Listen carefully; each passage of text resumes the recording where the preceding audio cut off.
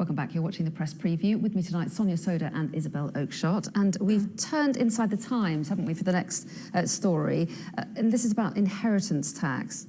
Yes, so there's been a review of how the inheritance tax system works. This story is not actually about whether or not you should have to pay it or you shouldn't have to pay it or what the threshold should be. It's about the extraordinary bureaucracy and form filling that's involved when somebody passes away. And I'm kind of interested in this because I lost my father last month and I'm currently going through this paperwork. And what shocked me is that even if there's no inheritance tax to be paid and the person just left debts or they left everything to their spouse, you still have to go through reams of paperwork, and it is so complex. So I tried printing out the forms, and the notes to the forms, which are supposed to show you how to fill in, run to more, ministers being told, find a better way of doing this, and let's hope that they do so. Well, yes, and also the other thing to bear in mind is it's happening at a time when people are going through a great deal of distress as well, to have that kind of level of bureaucracy at such a difficult time. And you've got to go... definitely something that and you've got to go through all this process of valuing lots of things, even if all of it is being transferred to the spouse, meaning that you don't have to pay anything anyway.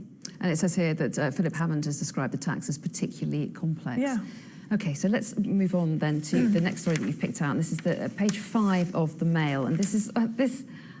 I don't quite know what to make. Well, it's not come up, but I can tell you what the headline is. It is missing mushroom ? Call the fungus missing story ? So the Mail's... It's the whole story. I will have to summarise it, poor me. So the Mail's take on this is, isn't it crazy that the police, cuts in numbers of police officers are looking into this theft? But actually, this sounds like quite a significant theft to me. So what's happened is that there's a very rare, exquisite mushroom that grows in the New Forest. It's legally protected because it's so rare. It's needed for conservation and to help the local ecosystem. But a little known fact about this particularly exquisite mushroom is that when you cook it, it apparently tastes like lobster dripping in butter. Which is really why you want to talk about this. I am transfixed by the idea of mushroom that tastes like lobster dripping in butter. So if anyone knows where to get some of this mushroom, they should tell me. Don't tell her, because she's going to nick it. No, I wouldn't do that. I wouldn't do that. I'd procure it through legal means. And so they're complaining that Hampshire Constabulary has had to spend too much time.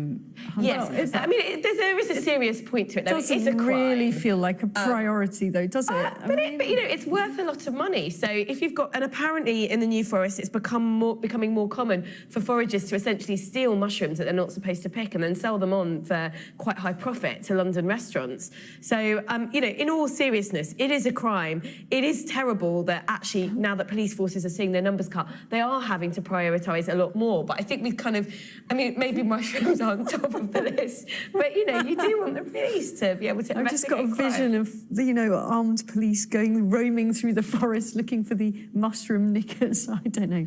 It's doesn't seem to be it doesn't like a priority. look appetising. Let's put it like that. Relative to knife crime in London, probably not. No, that's a very fair point. We can let the lobstery butter thing go. OK, and finally, you've picked out another story in the Mail, which is about Is it a village? It's a village in Dorset called Wool. Yes. So this looks like a bit of a PR stunt by animal rights activist PETA, who have written to the... it's quite successful one. written to the parish council of the village of Wool, saying that it needs to be renamed Vegan Wool because the name presumably offends a handful of strange people. No, I'm sure it doesn't offend most very sensible vegans. Not surprisingly, this has had a mixed reaction in the village of Wool. They can't quite see why they should rename their historic place, all because apparently a few people think that sheep don't like being shorn. And particularly because the village is not called Wool because of sheep. It's called Wool because it's derived from the ancient word well, a water spring, and has nothing to do with the wool industry. So it does really seem like a bit of a storm in a teacup. And it says here that the activist in question has said that they could give a cruelty-free woolen blanket to all 2,000 households in the village if they agreed to the idea. I'm sure they're itching for that. Itching can be very itchy. I've just noticed the cartoon as well. Oh, the cartoon's great. Welcome to polyester. That would have been better. They should wool. have suggested that. That would have been quite funny. Okay. Or silk. Welcome to silk. Yeah. On that note, we must leave it. Although worms make silk. Yeah. Can't stop talking about this story. It's really got us going. We're out of time though, but good to see you both, Isabel and Sonia. Thank you.